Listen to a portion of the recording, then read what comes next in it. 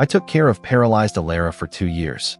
Everybody thought the first thing she'd do once she stood up was marry me.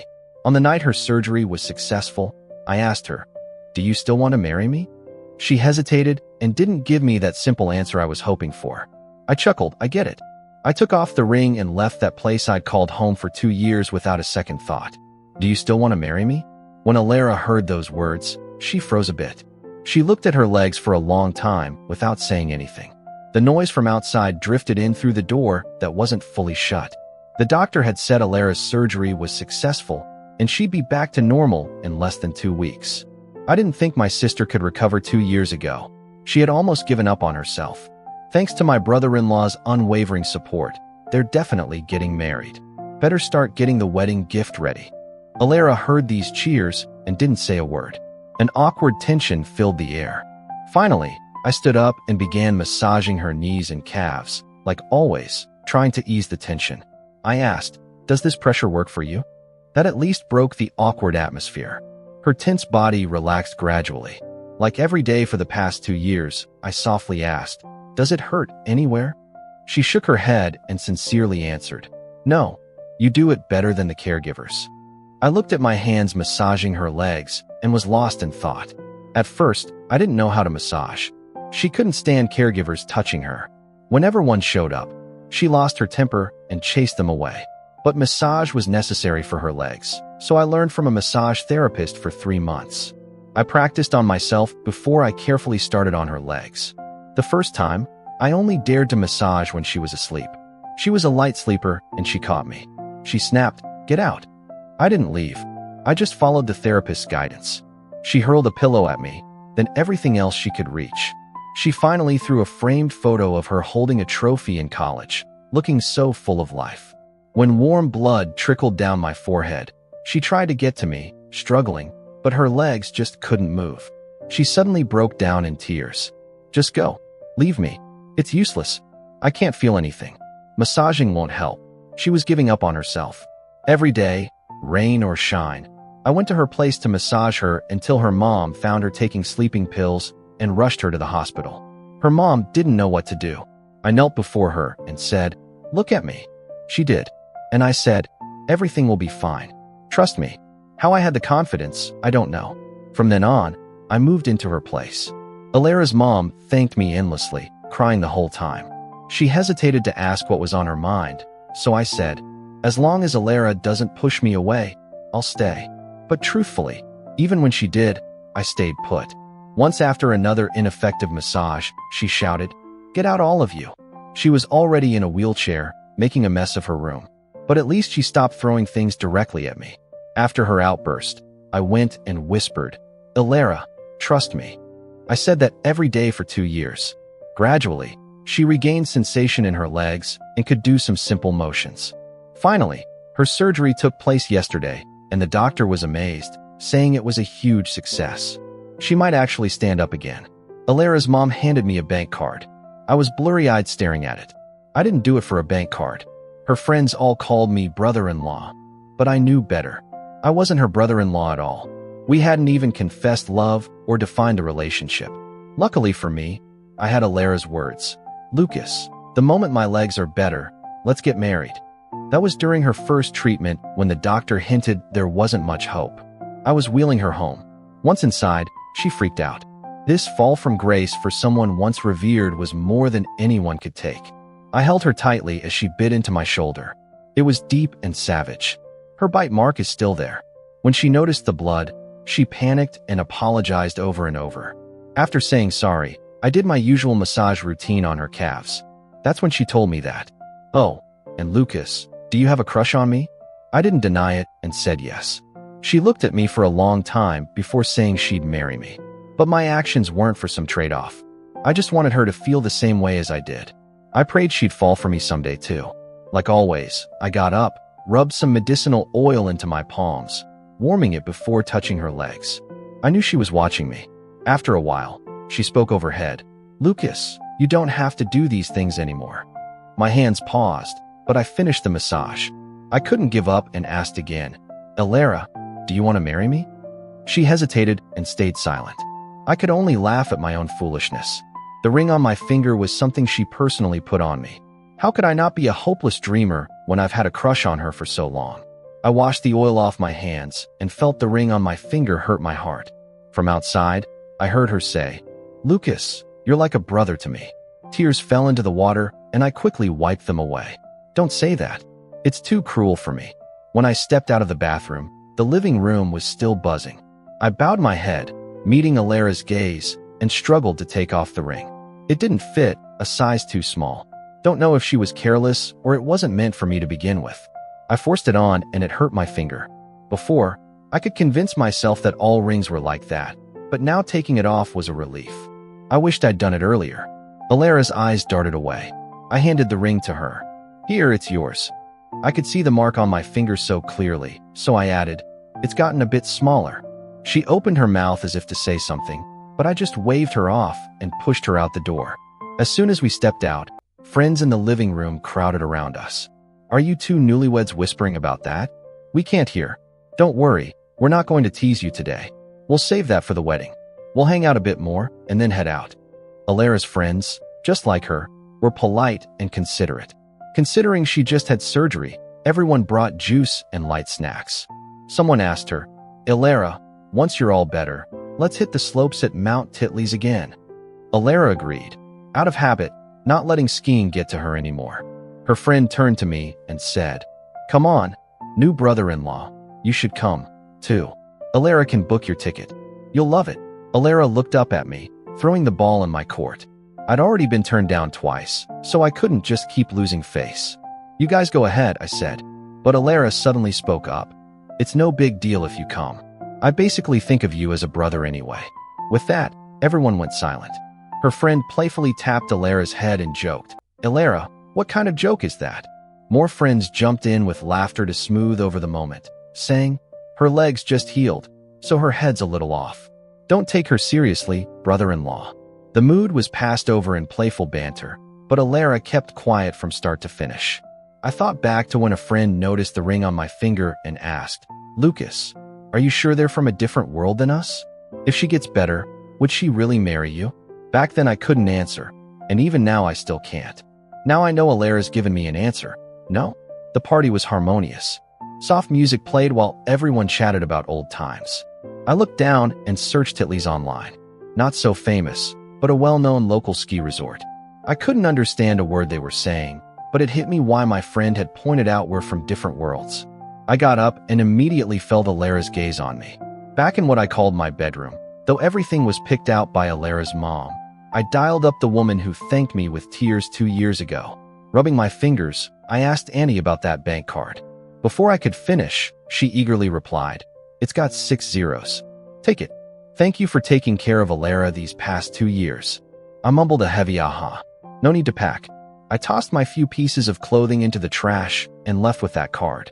Passing through the living room, Alara's friends asked, "Where are you going this late, bro-in-law?"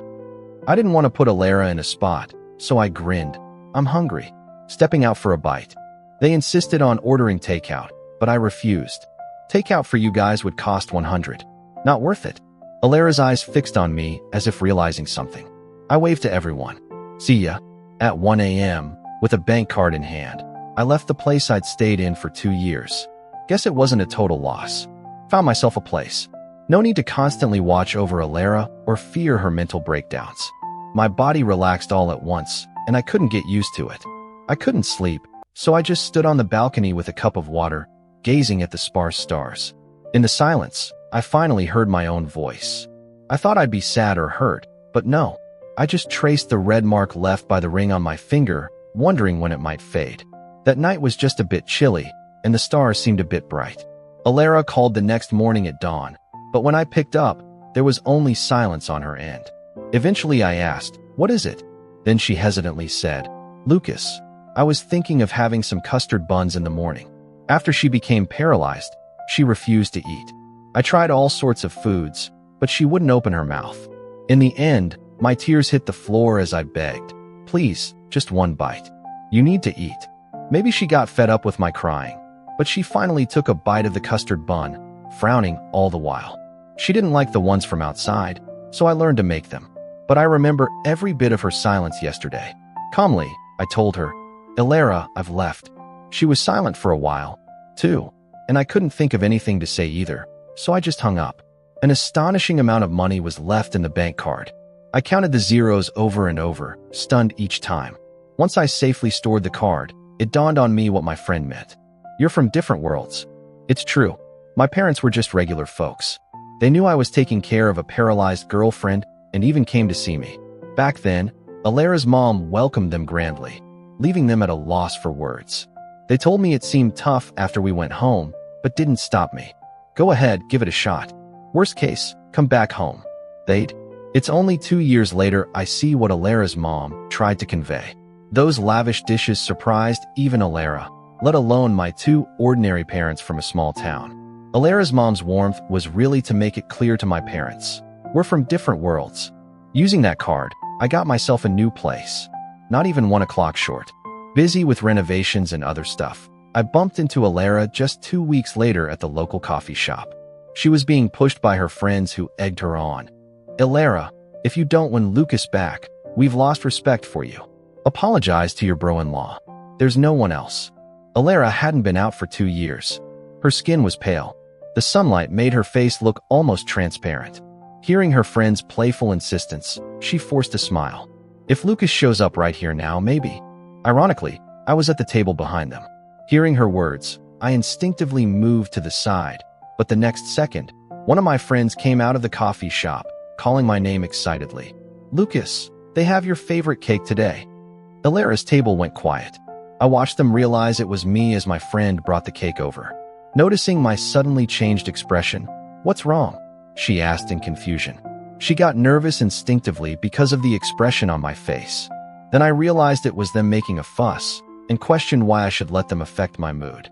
I changed my expression and said, "It's okay, sit down. You still remember I love this cake, huh?" That one sentence opened up the conversation. Sitting too close, I couldn't avoid hearing Alara's table. It was meant to be, Alara, you should apologize. Such a good husband. I don't believe you'll find a second one like him. I'm telling you, if you don't clear this up, we can't be friends anymore. I recognized every voice. They had come to see Alara one by one when she was bedridden. One of the guys had a crush on Alara. When he went in to visit her, Alara deliberately spilled water on his pants. In the hot weather, his thin pants quickly showed his skin after getting wet. The guy stood there awkwardly, and I handed him a jacket. Alara looked at him coolly and said, "Do you still like me like this?" His eyes reddened, and I gently closed the door. When he came out, he held his head high and told me, "I won't like Alara anymore. She's not worth it." Then he left, dragging his wet clothes, only to return halfway. He watched me clean the floor his wet pants had dripped on and awkwardly said, "But you're nice." "Thank you. You shouldn't like Alara either. She's not good enough for you." Then he quickly ran away. We later became friends and exchanged gifts during holidays. The people around Alara aren't bad. I was lost in thought listening to my friend's words. It was only when Alara's voice came that I realized she was standing beside me. She called my name, Lucas. I looked up instinctively. Her eyebrows furrowed upon seeing me. It seemed she couldn't voice what she had wanted to say. Her friends behind her were, "Alara, apologize and get your man back." Alara frowned even more at their words. But now I didn't need her apology. Relationships are mutual. Besides, didn't I already take the bank card? I still haven't counted all the zeros. You can't have it both ways. Alara stood in front of me looking a bit lost. I spoke as I watched her struggle. "I don't need you to apologize." She breathed a sigh of relief at that. She halfway turned back to ask, "When will you come back?" Maybe I hadn't been clear last time, so I explained more directly this time. "I'm not going back." Alara thought deeply for a moment and finally replied with a quiet, She turned back to her table while her familiar friends watched eagerly. "So did you get him back?" someone asked. "When are you getting married?" "We're not," Alara replied flatly, a bit impatient. Suddenly the table went silent, and Alara repeated herself, raising her voice naturally. "Why would you think I'd marry him? Just because I'm grateful I have to marry him?" I said, "I see him as a brother for the 3rd time. People should know where to draw the line." I simply stood up and told her friends, "You're mistaken about the wedding. I was just taking money to care for Alara." Alara looked up, staring heavily at me, and I met her gaze openly. I said, watching her tightly furrowed brow, Don't treat me as a brother. A stranger is fine. During the time I cared for Alara, I'd often wonder if we hadn't had the accident. Would he have fallen for Ethan? At first I thought yes, then no. Back and forth. I couldn't decide. Eventually, the question went unanswered. I don't know their answers, but I know the answer between Alara and me. Alara started a relationship quite openly. She announced it on social media, proudly introducing him to friends. It was hard not to notice. I bumped into Alara and her boyfriend at a party. With so many mutual friends, no one expected us to meet. When Alara walked in with her boyfriend, a friend squeezed my hand, remembering how I had cared for Alara those 2 years. I reassured her with a smile before casually observing Alara's boyfriend. Nothing special, 2 eyes, 1 mouth. Alara noticed me and casually chose a corner to sit by the door. Just as they sat, she asked the server for a fruit plate. When it arrived, she placed it before the guy who beamed from ear to ear, leaning in to whisper to her. He happily shared with her, while she lazily watched the fruit platter, not even bothering to look at him. Others could tell she wasn't really into it. If that's how she dates, it's actually quite dull.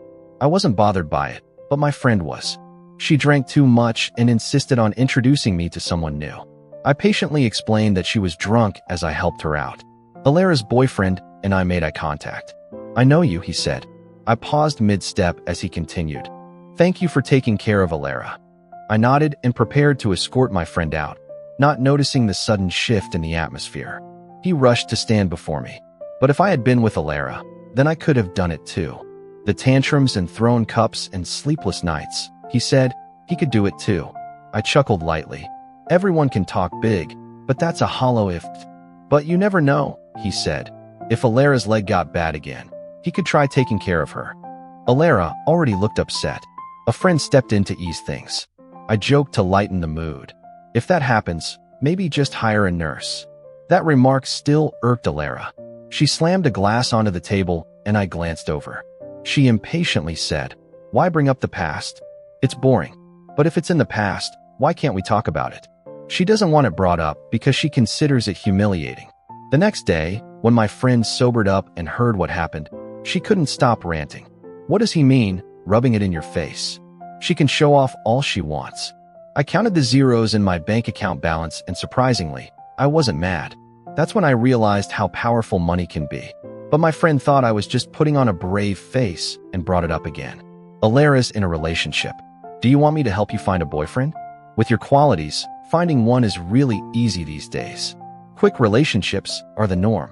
But I still want to take it slow. I want to meet someone and gradually get to know them, building a relationship based on mutual sincerity." So I politely declined. "No, thank you." My friend, convinced by my refusal, insisted I was still holding a torch for Alara and vented about her. I chimed in with a couple of remarks, laughing along. Time passed, and even though there were plenty who showed interest, they'd back away as soon as I suggested we take things slowly.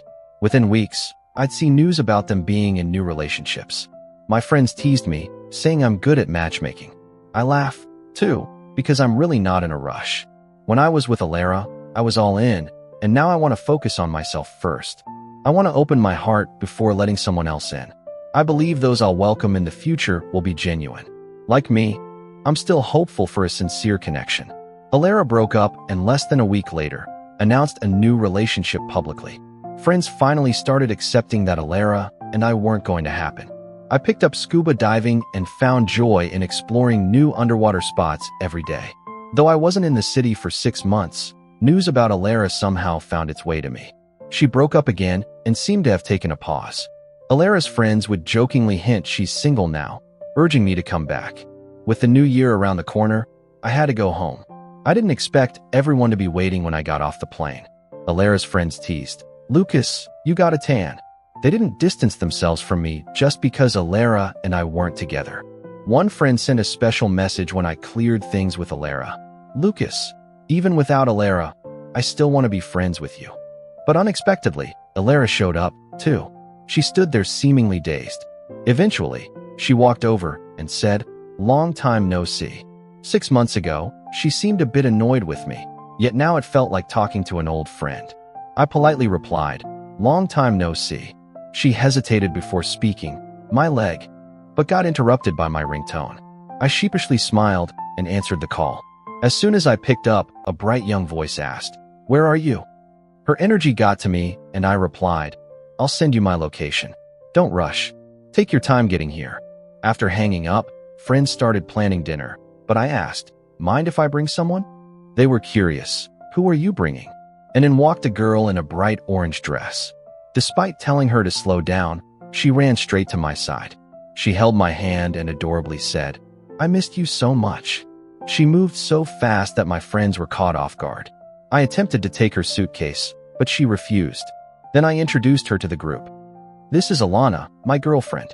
Sometimes fate is odd like that. Just when you least expect it, it happens. Alana confessed, and I suggested taking things slow. I thought she'd back out in 2 weeks, but she lasted much longer than I imagined. Before I knew it, she was a constant presence in my life. I'm not that young anymore.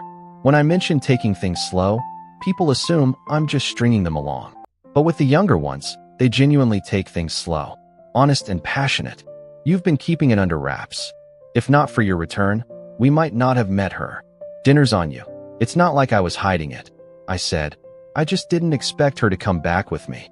I mentioned running late due to traffic and missing my flight. While rescheduling, she messaged, "Where are you? I hate you." That's when I realized she got the seat next to me to surprise me, but things just happened that way. She landed and waited at the airport, and we just met up. Friends continued to tease, and I playfully declared, "It's on me. It's on me." Alana echoed my gesture, mimicking my tone. "It's on me. It's on me." She adapted quickly and became friendly with everyone. The seating arrangement was perfect, even with Alana. Then someone noticed Alara wasn't there. A call revealed she was feeling unwell and at the hospital. They couldn't just eat with her situation in mind. So sudden. "Is everything okay? What did the doctor say?" "No big deal. The doctor just said to get some rest. Go ahead and eat. I'll treat next time." Even with Alara's reassurances, her past incident was grave, and her family background complicated things. Seeing friends' concerned looks, I offered a way. "Go check on Alara. We can eat anytime." Alana and I were tired, so we were happy to head home and rest.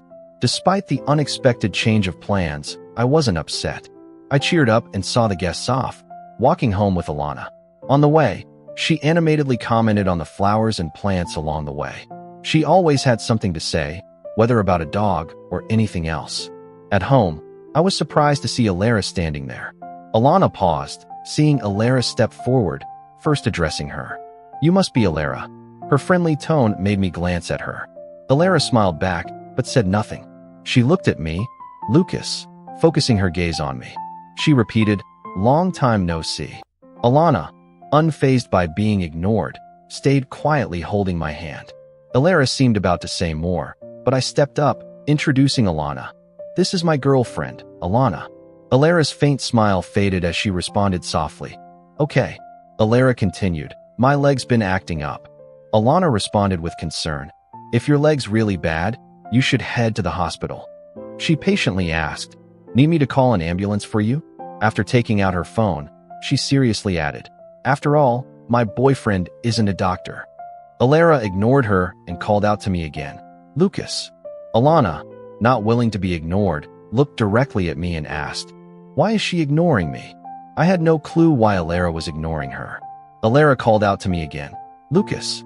Alana wouldn't let it go, got in my face, and asked why. I nudged her head away and said, "I don't know." She leaned in again. I never could resist her persistence. Instinctively, I took out my keys to open the door, and suddenly realized Alara was still there. Alana bluntly pointed out, "You forgot Alara," still at the door. Alara's composure almost slipped.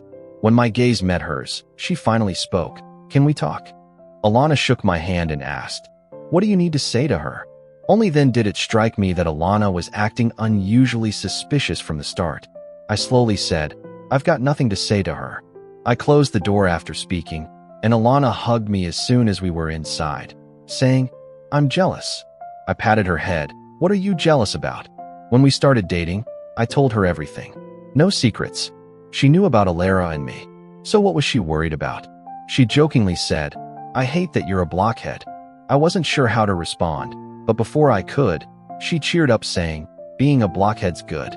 She whispered softly, You don't see when others are being nice.